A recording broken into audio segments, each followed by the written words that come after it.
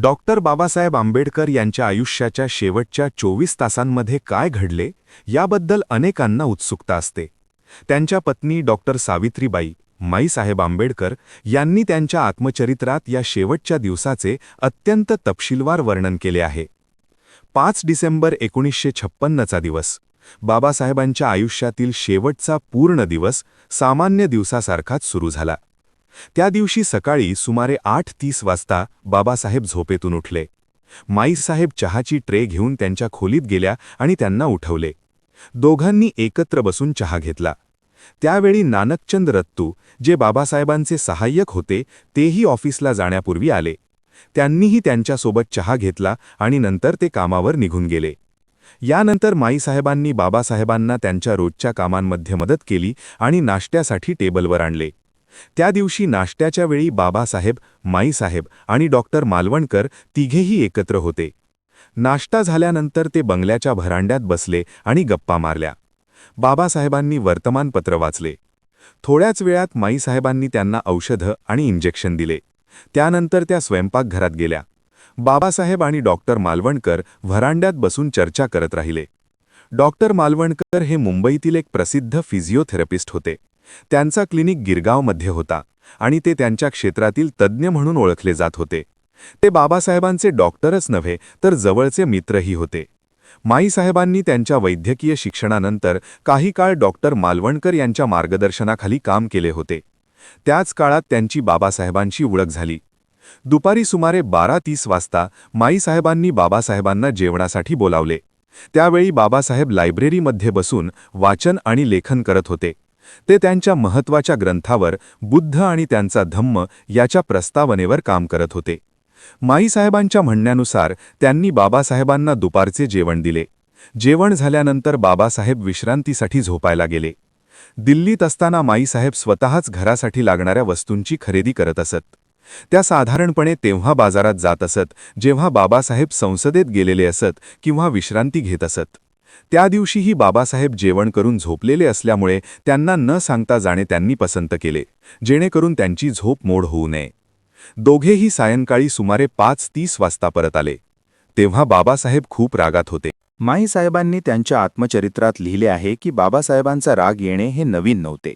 जर त्यांना एखादी पुस्तक, कागद किंवा वही योग्य जागी सापडली नाही किंवा एखादे काम त्यांच्या अपेक्षेप्रमाणे झाले नाही तर ते संतापत असत. त्यांचा राग हा वादळासारखा असायचा, अचानक आणि तीव्र, पण तो फार काळ टिकत नसे. त्यांना जे हवे ते सापडल्यानंतर ते लगेच शांत होत असत. माईसाहेब बाजारातून परत आल्यावर थेट त्यांच्या खोलीत गेल्या. बाबासाहेबांनी सांगितले की ते त्यांच्या वाट पाहत होते. माईसाहेबांनी त्यांना शांत केले आणि नंतर त्यांच्यासाठी कॉफी बनवण्यासाठी स्वयंपाकघरात गेल्या. त्या रात्री 8 वाजता जैन धर्माच्या प्रतिनिधींचा एक गट बाबासाहेबांना भेटण्यासाठी आला होता. बंगल्याच्या हॉलमध्ये त्यांच्यात बौद्ध आणि जैन धर्माबद्दल चर्चा झाली. त्या प्रतिनिधींनी बाबासाहेबांना 6 डिसेंबर रोजी होणाऱ्या जैन परिषदेला उपस्थित राहण्याची विनंती केली. त्यांनी असेही सुचवले की बाबासाहेबांनी जैन साधूंशी संवाद साधावा, ज्यामुळे बौद्ध आणि जैन धर्मांमध्ये एकता निर्माण होईल. दरम्यान डॉक्टर मालवणकर मुंबईला जाण्यासाठी निघाले. माईसाहेबांच्या मते त्यांनी बाबासाहेबांची परवानगी घेतली होती, परंतु काही चरित्रकारांच्या मते त्यांनी न सांगताच प्रस्थान केले. जैन प्रतिनिधींनीही बाबासाहेबांचा निरोप घेतला. बाबासाहेबांनी त्यांना सांगितले की पुढील दिवशी वेळ ठरवून पुन्हा भेटावे. यानंतर बाबासाहेबांनी हळूहळू बुद्धम शरणम गच्छामी हा बौद्ध मंत्र म्हणायला सुरुवात केली. माईसाहेब सांगतात की जेव्हा बाबासाहेब खूप आनंदी किंवा शांत असत तेव्हा ते बुद्ध वंदना आणि संत कबीरांचे दोहे म्हणत असत. थोड्या वेळाने त्यांनी नानकचंद रत्तूंना रेडिओवर बुद्ध वंदनेचे रेकॉर्ड लावायला सांगितले. त्या दिवशी रात्री जेवणाच्या वेळी बाबासाहेबांनी फार थोडे अन्न घेतले. त्यांच्या प्रकृतीमुळे ते आधीच मर्यादित आहार घेत असत. बाबासाहेबांनी जेवण पूर्ण केल्यानंतर माईसाहेबांनी जेवण केले.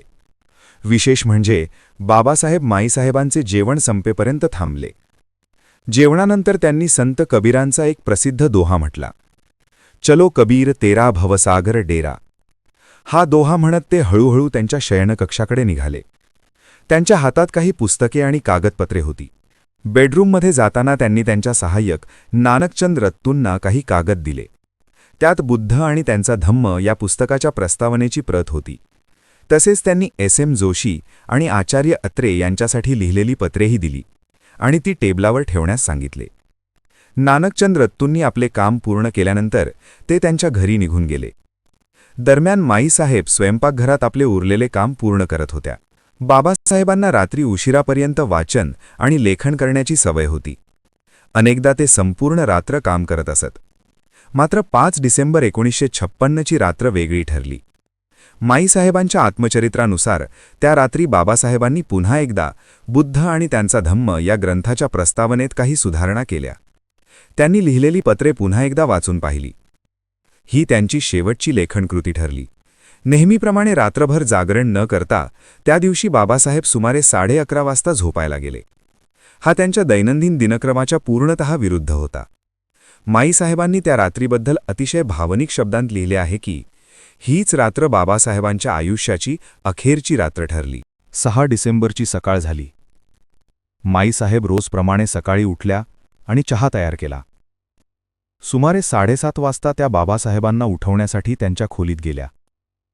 त्यांनी आत जाऊन पाहिले तर बाबासाहेब शांतपणे झोपलेले होते.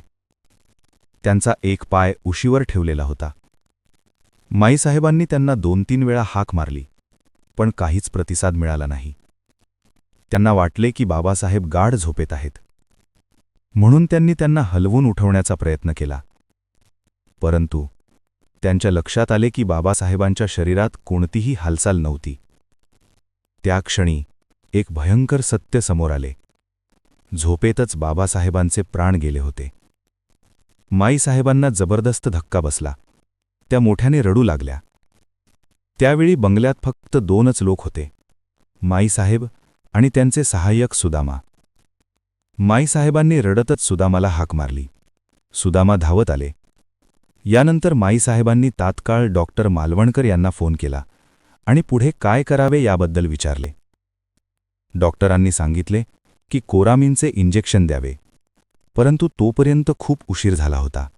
बाबासाहेबांच्या निधनाला अनेक तास उलटले होते, त्यामुळे कोणतेही वैद्यकीय उपचार उपयोगी ठरणार नव्हते. माईसाहेबांनी नानकचंद रत्तूंना बोलवायला पाठवले.